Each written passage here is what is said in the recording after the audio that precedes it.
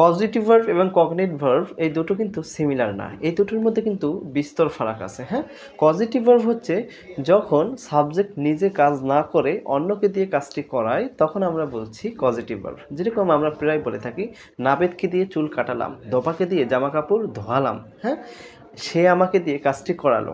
যেরকম আমি যদি বলি my mother feeds me, he walks the horse, এই ধরনের বাক্য, তারপর he makes me do the work, এই ধরনের বাক্য কিন্তু পজিটিভ ভার্ব। কিন্তু কগনিট ভার্ব হচ্ছে যখন ভার্ব এবং অবজেক্ট একই নাউন অথবা সমজাতীয় নাউন থেকে উদ্ভূত হয়, অর্থাৎ ভার্ব এবং অবজেক্ট কি কোথা থেকে আসে, একই নাউন থেকে আসে। যেরকম আমি বললাম হি ড্রিমড আ ওয়ান্ডারফুল ড্রিম। দেখো ড্রিমড ভার্ব এবং অবজেক্ট হচ্ছে কি ড্রিমস, তার মানে ড্রিমড ভার্ব এবং অবজেক্ট কিন্তু একই নাউন অথবা সমজাতীয় নাউন থেকে আসছে। He ran our race, he ran our race, তাহলে রেস আর র্যান অবজেক্ট এবং ভার্ব কিন্তু সমজাতীয় নাউন থেকে আসছে।